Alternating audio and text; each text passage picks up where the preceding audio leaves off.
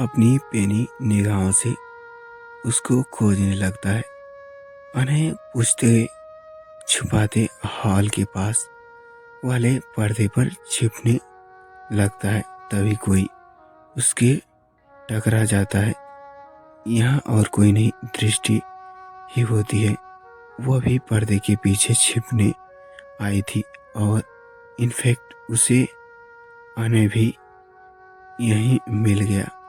वह उसे देखकर चिल्लाती वाली होती है थी कि अनय ने उससे के मुंह पर अपना हाथ रख दिया। वहीं उसके तरफ घूरते हुए अपनी फुसफुसाली आवाजों से बोला, तुम यहाँ भी मेरा पीछा नहीं छोड़ोगी ना?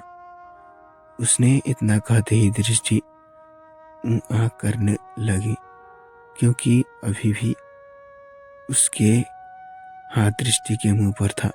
यह देखकर आने धीरे से बोला, ओके मैं तुम्हें छोड़ दूंगा पर तुम चिल्लाओगी नहीं। दृष्टि ने हाँ में सिर हिला दिया तो अनय ने उसके मुंह पर अपनी पकड़ जैसी ही लूज किया। दृष्टि ने उसके हाथ को जोर से काट लिया। अनय को दर्द हुआ, लेकिन वह चीख भी नहीं सकता, क्योंकि अगर उसने ऐसा किया तो वो पकड़े जा सकते थे। और उसने आज ठान ली थी कि ज्यादा देर छिपकर वह युवावन को झूठा साबित कर देगा। वह गुस्से में दांत पीसते हुए दृष्टि की तरह देखते हुए बोला, तुम न सच में जंगली हो, कहीं भी शुरू हो जाती हो। दृष्टि की फुसफुसाते हुए बोला, मुझे पर इल्जाम लगाने से पहले आप खुद को तो देख लो। अनय उसकी गहरी सांसों की तरह देखते हुए बोला, ओह रियली? अभी तक मैंने जंगली वाली कोई ऐसी हरकत की ही नहीं, पर अगर तुम कहो तो मैं तुम्हें डिफाइड नहीं करूँगा। दृष्टि उसके इरादे भागते हुए बोली, आप अब दूर रहिए मुझसे, वरना मैं इन चीज़ों से आपकी क्लास लगा दूंगी। और तुम्हें क्या लगता है यहाँ तुम्हें सुनने के लिए तुम्हारे जीजू आ जाएंगे? उनकी खुसुर फुसुर सुनकर वेद का ध्यान उनकी तरफ गया, पर यह फील करते ही अनय ने दृष्टि को फटाक से अपने करीब कर लिया और उसे अपने बाहों में थामते हुए शांत रहने का इशारा किया। दृष्टि भी चौकन्नी हो गई। अनय के इस तरह से करीब आने जाने से दृष्टि की हालत खराब होने लगी। उसकी सांसें तेज हो गई और धड़कने की तो क्या ही कहे। अनय ने यह सब ज्यादा देर तक छिपने रहने के लिए किया था, पर जैसे ही उसकी नजर दृष्टि पर पड़ी, वह डेविल स्माइल करते हुए बोला, ओ तो इस चैटर बॉक्स को इस तरीके से कंट्रोल किया जा सकता है। फिर उसके आहिस्ते से दृष्टि को छोड़ दिया, क्योंकि वेद के कदमों की आहट भी अब नहीं आ रही थी। वह दूसरी तरह दादाजी के दरवाजों के कोने में छिपते हुए थे। तभी वे अनिल जी से टकराई। दोनों एक दूसरे को शक्ल देखने लगे। अनिल जी चैतन्य दादी जी की तरफ देखते हुए बोले, डैड आप यहाँ? तुम भी तो यहीं छिपा बैठा है। अनिल जी दादाजी को शांत कराते हुए बोले, डैडी वरना आपका प्यारा वेद हमें जल्दी से ढूंढ लेगा। हाँ तो भी अपनी मुंह बंद रख, आज मैं सबको यहाँ दिखा दूंगा कि इस बुढ़े में कितना दम है। चैतन्य जी की बात सुन कर अनिल जी स्माइल करने लगे। उन्हें इस वक्त अपने डैडी बहुत क्यूट लग रहे थे। युवान किचन काउंटर के पीछे छिपा बैठा था और जैसे ही पीछे पलटता वास्तविक से टकराकर दोनों गिर गए। युवान अपनी कमर को सहलाते हुए बोला, आहा, माना कि मैं बहुत हैंडसम हूँ, पर इसका मतलब ये नहीं कि तुम कहीं भी मेरा पीछा करते हुए आ जाओगी। और मिस्टर हैंडसम अपनी खूबसूरती को की गाथा गाना बंद करो, वरना हम चैलेंज हार जाएंगे। तो तुम यहाँ आए ही क्यों? क्या तुम्हें छिपने के लिए यहाँ कोई जगह नहीं मिली? अब तुम्हें अपनी के लिए कोई दूसरी जगह ढूंढ लो, वरना मैं तुम्हें खुद यहाँ से धक्का दे दूंगा। और तुम्हें ऐसे क्यों लगता है कि मैं चुपचाप तुम्हें देखता रहूंगा? भगवान ने तुम्हें भी हाथ दिए हैं पैर। और तभी वेद किचन में आ जाता है। उसके छोटे छोटे कदमों की आहट पाकर दोनों चौकन्ने हो जाते हैं। युवान आस्तिक को धमकी देते हुए बोला, अगर अभी की अभी तुम यहाँ से नहीं गई तो मैं तुम्हें गुदगुदी करना स्टार्ट कर दूंगा। अच्छा, और मैं तुम्हें जाने दूंगा, है ना? फिलहाल अभी के लिए यहीं से निकलो, वरना मेरा क्यूट भतीजा हम दोनों के रंगे हाथ पकड़ लेगा। यह कहते हुए वे दोनों किचन काउंटर से खिसक कर दूसरी तरफ चले जाते हैं। दूसरी तरफ वन्या अभी भी अपने लिए छिपने की जगह ढूंढ रही होती है। अचानक उसे पर्दे के पीछे से कोई अपनी तरफ खींच लेता है। वह शौक रह जाती है। सामने चित होता है।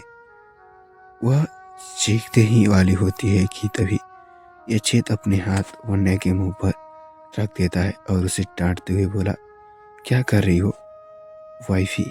ये मैं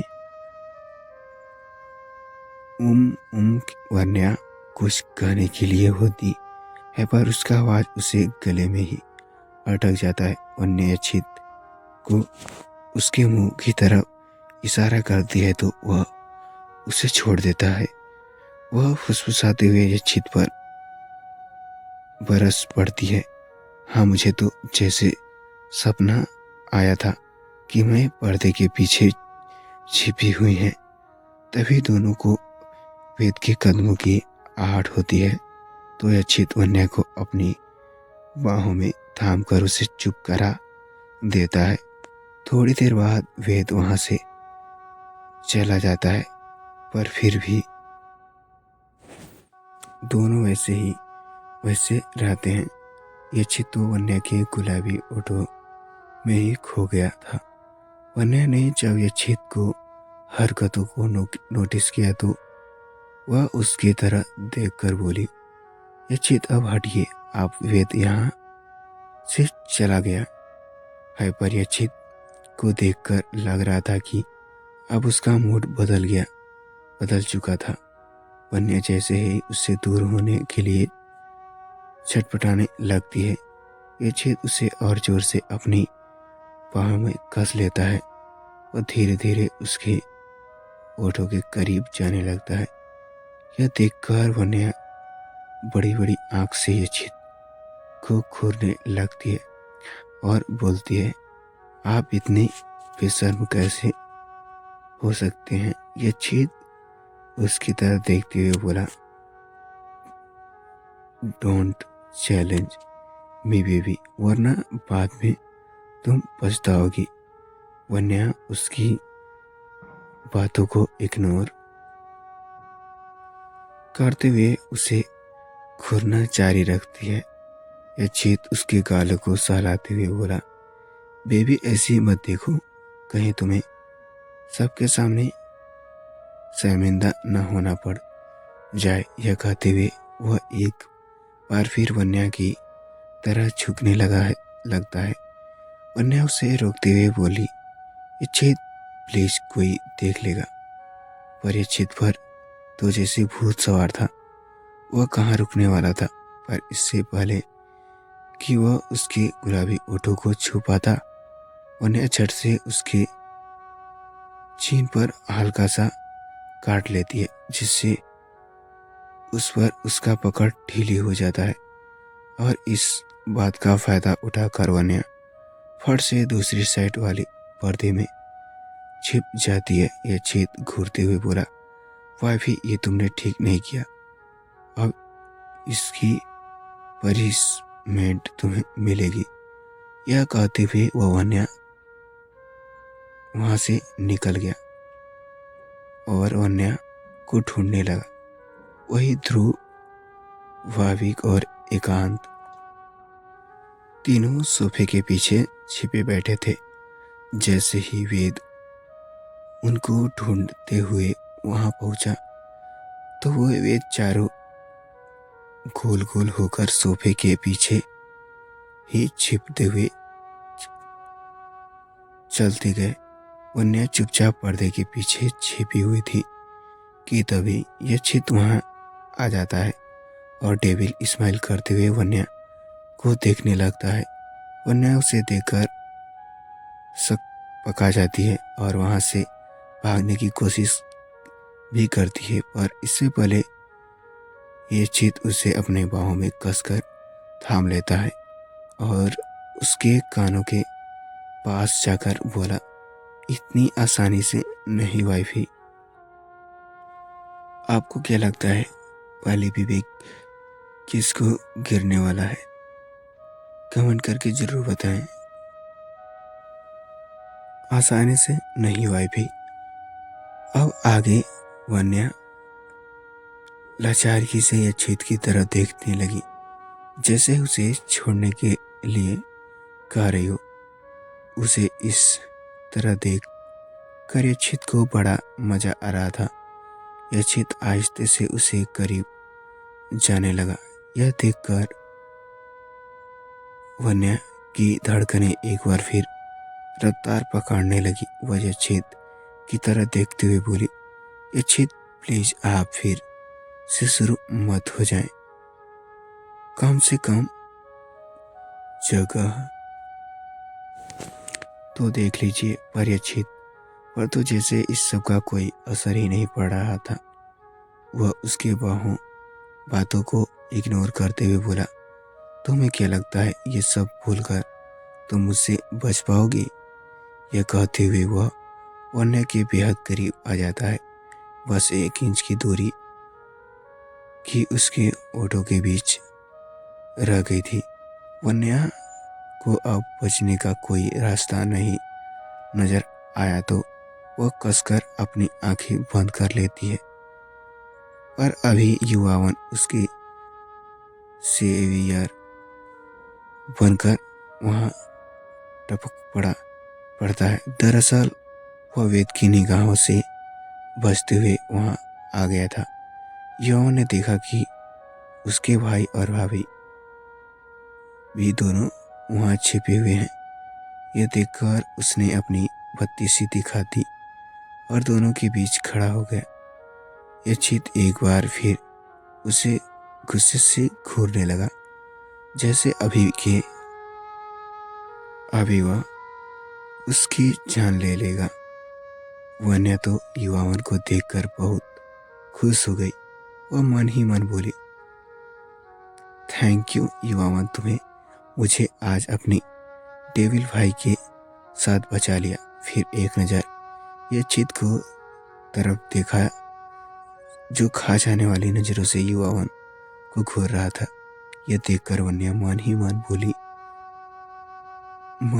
बोली, बहुत हंस रहे थे, पर अफसोस उसकी किस्मत आज उसके साथ नहीं थी। इसलिए यक्षित को इसकी इस हरकत पर पता चल गया। वह उसकी तरफ ऐसे घूर कर देखने लगा, जैसे कह रहा हो, तुम्हें तो मैं रूम में देखता हूँ,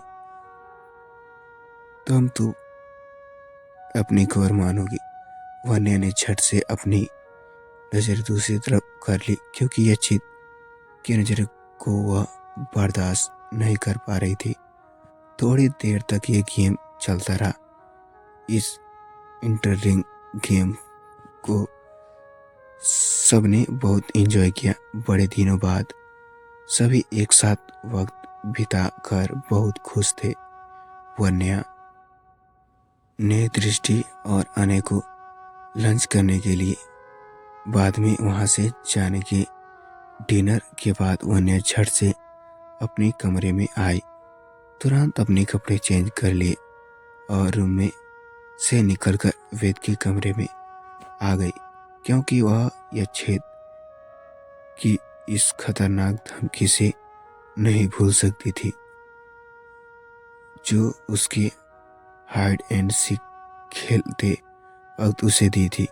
वह वेद को सुलाने लगी। अपनी माँ की प्यारी थपकियों से वेद जल्दी से नींद में आगोश में चला जाता है। वन्या उसे ब्लैंकेट से कवर कर दिया और उसने माथे को चूमते हुए वहां से उसके कमरे से बाहर आकर आहिस्ते से उसे अपने रूम की तरफ कदम बढ़ाने लगी। उसके डोर से ही अंदर झांक कर देखा तो यक्षेद उसे कहीं नजर नहीं आया। यह देखकर वह चंद की सांस लेते अंदर आकर वह बेड की तरफ देखते हुए बोली, हाँ चलो, वो डेविल इस वक्त यहाँ नहीं है। उसने उसके आने से पहले ही मैं चुपचाप सो जाती हूँ। वन्या ने इतना कहा था कि तभी उसे अपनी कमर पर किसी के हाथों को पकड़ महसूस होती है। इतनी भी क्या चलती है सोने की वाइफी। यक्षित ने वन्या के कानों के पास अपने ओठों ले जाकर कहा तो वन्या सिहर उठी। उसे पता चल गया कि आज वह बचने वाली नहीं है। वह अपने लड़खड़ाती जुबान के साथ बोली, आप यहाँ कैसे? आप तो कमरे में नहीं थे। नवाइफी, तुम हल्का क्यों रही हो? क्यों? कहीं तुम्हें मुझसे डर तो नहीं लग रहा? यक्षित ने वन्या को टीम करते हुए कहा। वन्या अपनी आप को नॉर्मल करते हुए बोली, नहीं तो ऐसी कुछ भी नहीं है। मैं आपको आपसे कोई डरने वरने वाली समझने नहीं समझे। आप वन्या ने यहाँ कहा तो दिया था, पर उसके जुबान पर चेहरे के एक्सप्रेशन दोनों को दूर दूर से कोई मैच ही नहीं नजर नहीं आ रहा था। वह वन्या की तरह बढ़ती हुई बोली, मुझे ऐसा क्या लग रहा है कि तुम मुझसे डर रही हो। वन्या एक कदम पीछे हटती हुई बोली, ऐसे कुछ भी नहीं है। पहले आप चुपचाप एक नजर जगह पर खड़े रहिए। अगर मैं ऐसा नहीं किया तो मैं आपसे दूर चली जाऊंगी। यह कहते हुए वन्या कमरे में ही इधर उधर भागने लगी। पर यक्षित से ज्यादा देर तक दूर भागने आसान नहीं था। उसकी फुर्ती से सामने आखिर वन्या को हार मानना ही पड़ा। यक्षित वन्या को अपने गोद में उठाकर बेड पर लाकर पलटता देख है और खुद उसके ऊपर आ जाता है। यक्षित के ऐसा करने से उसकी अचानक से बोलती बंद हो जाती है। वह उसे ठीक करते हुए बोला, तुम क्या कर रही हो? तुम मुझसे दूर चली जाओगी तो मैं तुम्हें पूरा मौका देता हूँ। भागकर दिखाओ। वन्या को कोई शौक नहीं था बार बार अपनी एनर्जी वेस्ट करने का, इसलिए वह कुछ नहीं करते हुए चुपचाप वहीं उसी पोजीशन में लेटी रही। यक्षित सीरियसली होते हुए बोला, हम जैसा कि तो फ्रेंड्स मैं ऐसा करता हूँ, ये स्टोरी आपको अच्छी लगी होगी। तो फ्रेंड्स ये स्टोरी आपको अच्छी लगी होगी तो प्लीज़ कमेंट करके ज़रूर बताएं। और हाँ, चैनल पे नए हैं तो चैनल को सब्सक्राइब करके बेल आइकन को ऑल पे प्रेस कर दीजिए ताकि कोई भी वीडियो नोटिफिकेशन आपको सबसे पहले मिले। तो फ्रेंड्स चलिए मिलते हैं नेक्स्ट पार्ट में। तो फ्रेंड्स मैंने एक उस वाले वीडियो में बताया था कि आप लोगों ने बहुत ही कमेंट किया था कि मुझे प्यार हुआ था, स्टोरी कब अपलोड होगी। तो मैं आप लोग को बता दूं, जिस भी वीडियो पर जिस दिन 100 लाइक हो जाते हैं उस दिन मैं वो पार्ट अपलोड कर दूंगा। तो फ्रेंड्स ये छोटा सा चैलेंज आप लोग कंप्लीट करा देंगे तो मैं उस पार्ट को भी अपलोड कर दूंगा। तो फ्रेंड्स चलिए मिलते हैं नेक्स्ट पार्ट में, तब तक के लिए